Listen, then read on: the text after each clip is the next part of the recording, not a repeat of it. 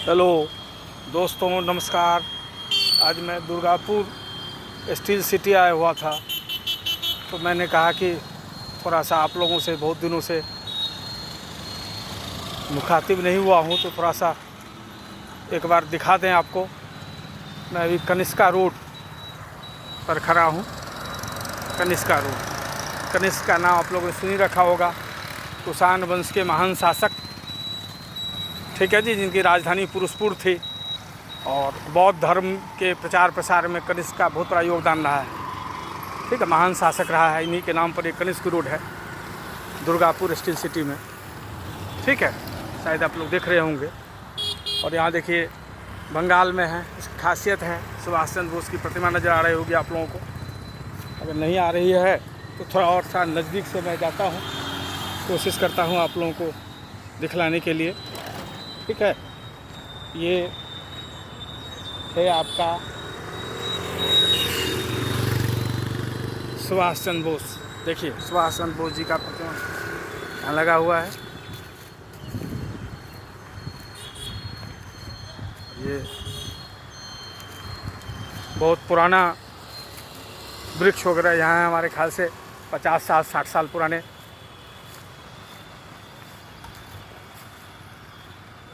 सफाई वगैरह नॉर्मली लग रहा है कम ही होता है, तो पत्ते उत्ते काफ़ी बिखरे पड़े हैं। और ये छोटा सा एक इथिक्स पार्क बना रखा है, छोटा सा। महानगरों के मुकाबले तो वो छोटा है, फिर भी एक विशेषता ज़रूर है कि दोनों साइड जो है बड़े बड़े पेड़ पौधे हैं। और इसी रोड पर जो है कमिश्नर का ऑफिस भी है, और उनसे मेरी मुलाकात भी हुई थी। बहुत अच्छी बातचीत रही। और इसके बाद मुझे एक स्कूल में भी विज़िट करना है, वहाँ के प्रिंसिपल से कुछ बातचीत करनी है। तो बीच में मेरे पास कुछ समय था, तो मैंने कहा चलो एक वीडियो ही बना दूँ। ये भी छोटा सा एक ग्राउंड है, ठीक है। हाँ, वॉलीबॉल वगैरह टाइप गेम आप खेल सकते हैं, और है आगे डेप्थ में भी है कुछ। ठीक है, तो यही है। और आप देख ही रहे हैं, चारों तरफ जो है कम से कम बड़े बड़े वृक्ष ज़रूर हैं। ठीक है, तो पोल्यूशन का लेवल उससे थोड़ा बहुत ज़रूर कम रहता होगा। इसी चूँकि दुर्गापुर के इर्द गिर्द में ही रानीगंज है, जो कोल का बहुत बड़ा माइंस है। दुर्गापुर में तो स्टील फैक्ट्री है ही, और माइंस चारों तरफ है। माइंस जो है, माइंस के कारण जो है पोल्यूशन लेवल, आप लोग सोचते होंगे इतना हरियाली है तो पोल्यूशन कम होना चाहिए, लेकिन चूँकि कोयलरी फील्ड्स है, चारों तरफ कोल माइंस हैं, इसलिए जो है पोल्यूशन लेवल तो यहाँ रहता ही है। तो यही है। और आसनसोल यहाँ से नज़दीक ही है, इसलिए दुर्गापुर आसनसोल भी बोलते हैं हम लोग। आसनसोल जो है वेस्ट बंगाल का सेकेंड लार्जेस्ट सिटी है। वेस्ट बंगाल का सबसे लार्जेस्ट सिटी कोलकाता है, और सेकेंड लार्जेस्ट सिटी आसनसोल है। आसनसोल बगल में ही है, और यहाँ से कुछ ही दूर पर शांति निकेतन है, 70-80 किलोमीटर मैक्सिमम। शांति निकेतन जो अब विश्व भारती यूनिवर्सिटी बन गया। रविन्द्रनाथ टैगोर ने इसकी स्थापना की थी, शांति निकेतन की। प्रकृति के गोद में शिक्षा कैसे हो, ये उन्होंने सिखाया। अब तो खैर वैसा नहीं रहा, लेकिन शांति निकेतन को इसलिए हम लोग जानते हैं, नाम भी है शांति निकेतन। और रविन्द्रनाथ टैगोर से भी, रविन्द्रनाथ टैगोर का बहुत कंट्रीब्यूशन रहा है। भारत क्या विश्व को याद रखेगा। 1913 में ही उन्हें नोबेल प्राइज़ मिला था लिटरेचर के लिए, रविन्द्रनाथ टैगोर को। और अपने पुस्तक गीतांजलि के लिए, और रविन्द्रनाथ टैगोर का यही नहीं, रविन्द्रनाथ टैगोर का तो बहुत कंट्रीब्यूशन रहा है। आज जो बांग्लादेश का राष्ट्रीय गीत है हमार सोनार बंगला, वो भी रविन्द्रनाथ टैगोर ने ही लिखा है। यही नहीं, भारत का जनगण मन जो हमारा राष्ट्रगान है, जनगण मन, नेशनल एंथम बोलते हैं इंग्लिश में, वो भी रविन्द्रनाथ टैगोर का ही लिखा हुआ है। और वंदे मातरम तो राष्ट्रगीत है हमारा, जिसकी रचना बंकिम चंद्र चटर्जी ने की है। सब बंगाली पुरुष हैं। बंगाल का कंट्रीब्यूशन जो है इस मामले में, जितने बड़े बड़े सोशल और रिलीजियस रिफॉर्मर्स थे शुरुआत के सारे बंगाल के ही हैं। ठीक है, अब शुरुआत कर लीजिए राजा राम मोहन राय से, हैं, greatest Indian of 19th century बोलते हैं उन्हें, 19वीं शताब्दी के सबसे महान भारतीय राजा राम मोहन राय। ठीक है जी, उन्होंने ही ब्रह्म समाज की स्थापना की थी 1828 में, और उन्हीं के प्रयास से लॉर्ड विलियम बेंटिक के समय में 1829 में जो है सती प्रथा को हटाया गया। तो राजा राम मोहन राय का बहुत बड़ा ही कंट्रीब्यूशन है। और जितना भी है औरतों की शिक्षा के लिए, मोनोथेइज्म पर उन्होंने कई किताब लिखा। ईश्वर एक हैं, मोनोथेइज्म पर कई किताब लिखा उन्होंने। हिंदू धर्म में जो भी कमियां आ गई थी सनातन धर्म में, उस पर भी प्रहार किया। क्रिश्चियंस लोगों की धारणा बनी कि ये क्रिश्चियन हो जाएंगे, लेकिन उन्होंने एक किताब लिखा प्रिसेप्ट्स ऑफ जीसस, जिसमें क्रिश्चियनिटी पर भी बहुत उन्होंने क्रिश्चियनिटी के बुराइयों के बारे में भी जिक्र किया। तो और हिंदुइज्म पर तो उन्होंने कई किताब लिखा, मोनोथेइज्म पर भी उनकी किताब है। ठीक है, और रविन्द्रनाथ टैगोर पर तो था ही। अभी राजा राम मोहन राय की बात कर रहे हैं हम लोग। इनफैक्ट स्वामी विवेकानंद, बहुत बड़ा कंट्रीब्यूशन है, वो भी बंगाल के ही थे। उन्होंने उन्हीं के प्रयास से जो है 1893 में वर्ल्ड रिलीजियस कॉन्फ्रेंस हुआ शिकागो में 1893 में। इसमें स्वामी विवेकानंद ने उसमें ज़बरदस्त भाषण दिया हिंदुइज्म पर, कोर फिलॉसफी ऑफ हिंदुइज्म। जो उन्होंने, ये देखिए कमिश्नर ऑफ पुलिस का ऑफिस, यहीं पर मैं मीटिंग था अभी आधे घंटे पहले, और ये स्वामी विवेकानंद का जो है बहुत बड़ा कंट्रीब्यूशन है। 1893 में जो शिकागो में वर्ल्ड रिलीजियस कॉन्फ्रेंस हुआ, उस वर्ल्ड रिलीजियस कॉन्फ्रेंस में जो उनका भाषण हुआ, उन्होंने पूरा, मोस्ट ऑफ लोगों ने लेडीज एंड जेंटलमैन से अपने भाषण की शुरुआत की। इन्होंने सिस्टर्स एंड ब्रदर्स से शुरुआत किया, sisters and brothers of America. और ये लाइन इतना वहाँ के लेडीज़ को खासकर अपील किया कि उनका स्वामी विवेकानंद का बहुत बड़ा क्रेज हो गया। और हिंदुइज्म को जो विश्व के लोग नहीं जानते थे, स्वामी विवेकानंद के इसी भाषण के बाद जो है हिंदुइज्म को पहचान मिली विश्व जगत में। इसलिए स्वामी विवेकानंद को ही भारत के बड़े सोशल रिलीजियस रिफॉर्मर्स में गिनते हैं हम लोग। ठीक है जी, वो भी बंगाल के ही थे। और राजा राम मोहन राय जैसे ने बताया 19वीं शताब्दी के सबसे महान भारतीय मानते हैं उनको, वो तो थे ही। और स्वामी विवेकानंद, इनका भी बहुत बड़ा योगदान है। ठीक है जी, इसी तरह अरविंद घोष थे। इस गली का नाम जो घूम रहे हैं हम लोग, ये अरविंद घोष के नाम पर ही गली है। ठीक है, देखिए ये अरविंद घोष के नाम पर ही है। देखिए 1A स्ट्रीट, अरविंदो एवेन्यू। ठीक है, तो अरविंद घोष को पुदुचेरी का संत बोलते थे, ये भी बंगाली ही थे, पुदुचेरी के संत। इनका आश्रम है पुदुचेरी में, ओरोविल आश्रम का नाम है। कई किताब लिखा इन्होंने, बहुत विद्वान थे।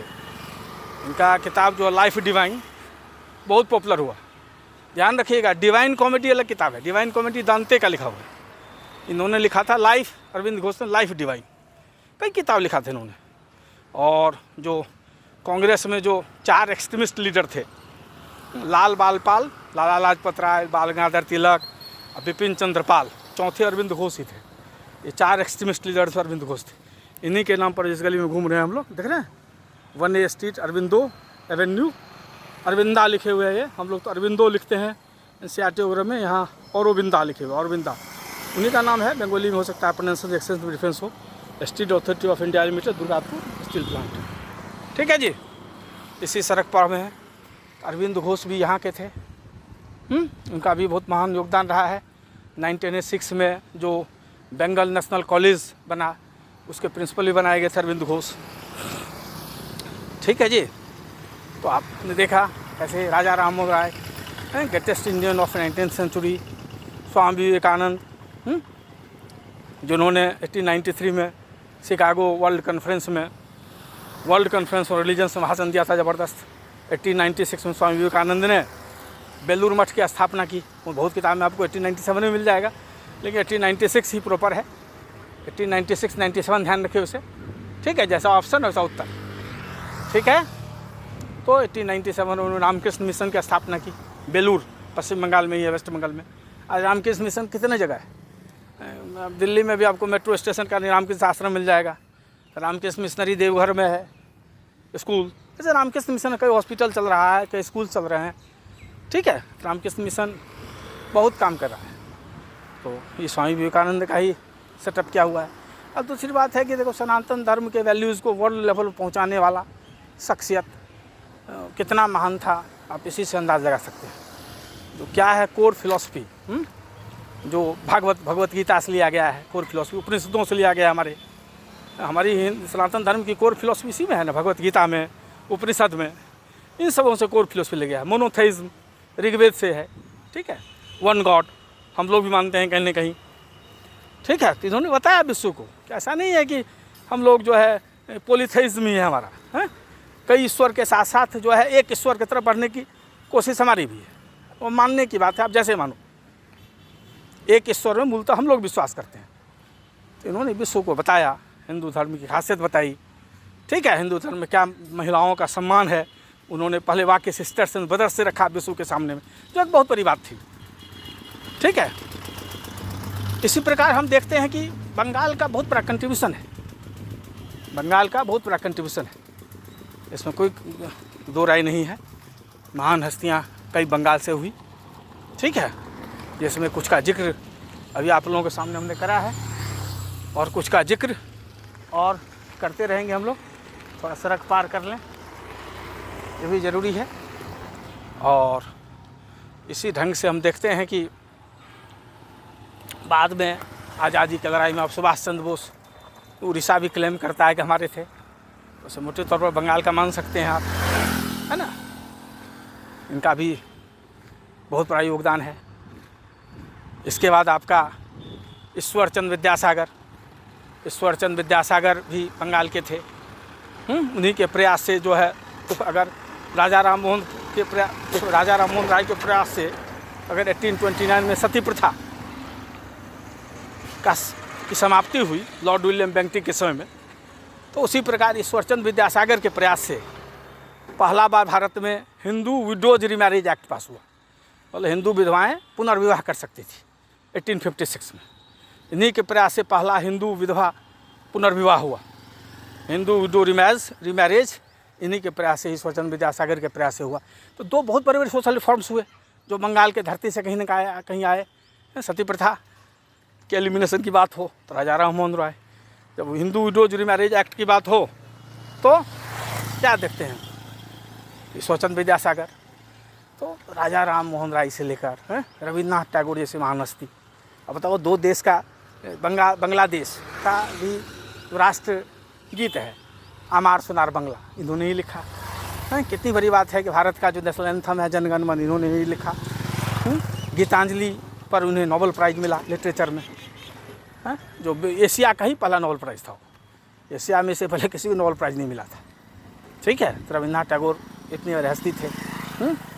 उनके पिता भी जो है देवेंद्रनाथ टैगोर, वो भी जो है ब्रह्म समाज के आगे के ज़बरदस्त नेता थे। जो राजा राम मोहन राय के बाद जो ब्रह्म समाज को बढ़ाए देवेंद्रनाथ टैगोर, इनके पिता थे।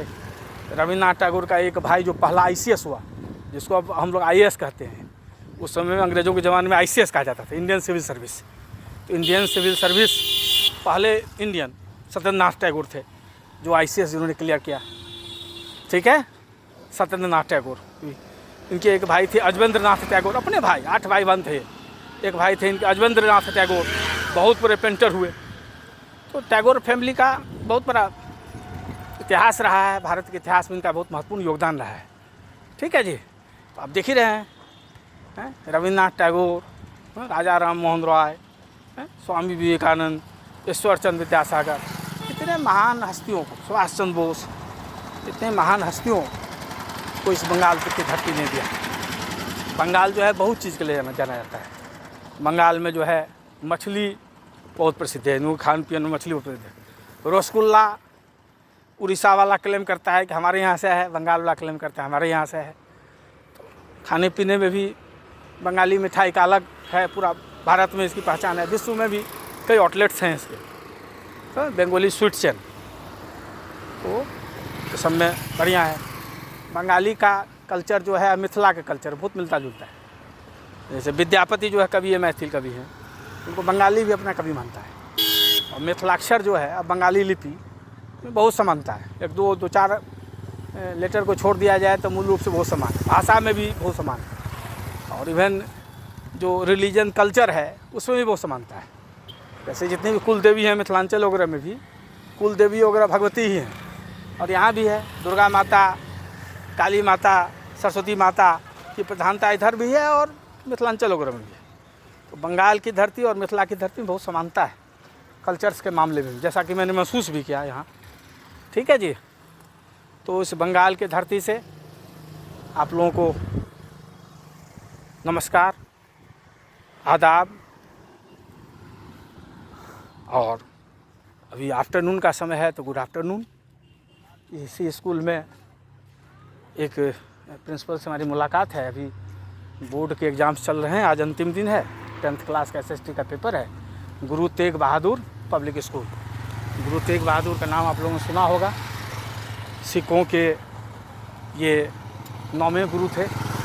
गुरु तेग बहादुर के नाम पर ये स्कूल है, गुरु तेग बहादुर पब्लिक स्कूल। शायद आप लोग देख पा रहे होंगे, ये गुरु गोविंद सिंह के पापा जी थे गुरु तेग बहादुर। ठीक है, इनको औरंगजेब ने गुरु तेग बहादुर, ठीक है जी। और जहांगीर